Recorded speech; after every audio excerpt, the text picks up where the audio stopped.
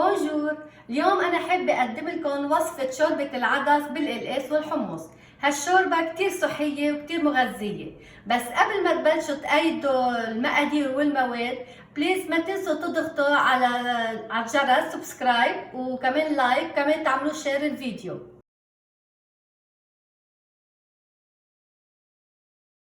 هون أنا عندي كبيتين عدس أخضر زنتهم طلعوا 375 جرام، وهون عندي قلقاس بيطلعوا 650 جرام. بدي أقشرهم وغسلهم قبل ما أقطعهم. وبعوز بصلة وحدة كبيرة طلعت لي زنتها طلعت لي 200 جرام. وهون عندي توم قطعته أنا قطع صغيرة كمان زنتهم طلعوا لي 50 جرام. وهون عندي كزبرة خضراء أكيد غسلتها وفرمتها طلعت لي 3/4 الكباية. وهون عندي حمص كمان سلقته الحمص وحضرته كمان طلع لي 3/4 الكباية. وهون كمان عندي حامض عصير حامضة طبيعية، حامضة بكملها عصرتها وطلعت لي نص كباية. ولأعمل القلية بحاجة لزيت، أنا هون عندي ربع كباية زيت، الزيت خلطته نص زيت زيتون ونص زيت نباتي. وأكيد للطبخة بدنا الملح والبهار، عندي ملعقة كبيرة ملح، وعندي نص ملعقة صغيرة بهار أسود حلو، وعندي ملعقة صغيرة كمون. وأول شي لازم بلش أقشر القلقاس لغسله وبعدين بقطعه. محل ما أنا عايشة بالبلد اللي عايشة فيها أنا ما في قلقاس حبة كبيرة مثل بلادنا، هيدا القلقاس الموجود نحن عنا حبوبة صغيرة.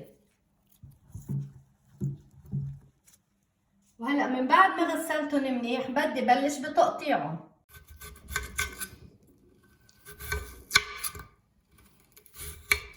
حلو هولي قطعهم شكل كاري، اما قطعة متوسطة مش كبيرة تدلع ولا كتير صغيرة. وهلا عبيت الطنجرة مي وبدي ولع تحتها لتبلش بالغليان، وبس تغلي بدي سقط القلقاس فيها. وهلا بتاني طنجرة بدي بلش بعمل القلية، حطيت الزيت بنطر ليسخن وسقط البصلة فوق منها. وهلا سخن عندي الزيت لازم سقط البصلة فوق الزيت. هلا من كمية الملح اللي كنت شايلتها للطبخة رح رش شوي على البصل لا تتحمر بسرعة. لازم ضلني احرك البصلة احلى ما تحترق من جهة وحدة. هلا بدي سقط الثوم فوق البصلة، وكمان بتحمر بأسرع لأنه صار الثوم مع البصل. هلا بس دبلت عندي البصلة والثوم وشوي بلش يتغير لون البصلة رح سقط الكزبرة، وأنا حطيتها على الحرارة الوسط.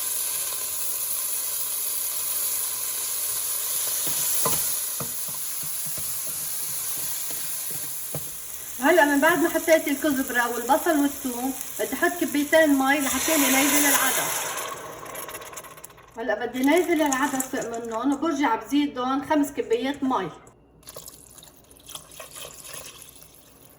ومن بعد ما حطيت 7 كبايات مي للطبخة قويت النار تحتها، يعني صارت على النار القوية. وهلا بدي غطيها لحتى تغلي بسرعة. وهلا هون المي عندي بلشت تغلي، لازم سقط القلقاس فيه لاسلقه، والعدس بتاني طنجرة عم يغلي. هلا بدي خلي القلقاس بالمي المغلية والمي عم تغلي اكيد 10 دقايق.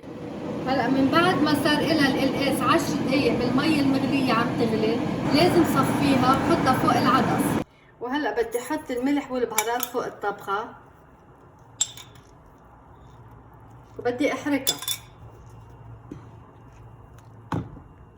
وهلا لازم نازل الحمص وغطيها ويغلوا كلهم مع بعضهم. وهلا من بعد ما صار لها ربع ساعة عم تغلي مع كل المكونات الحمص والقلقاس لازم فرغ الحامض عليها وارجع اتركها 10 دقايق واطفي النار.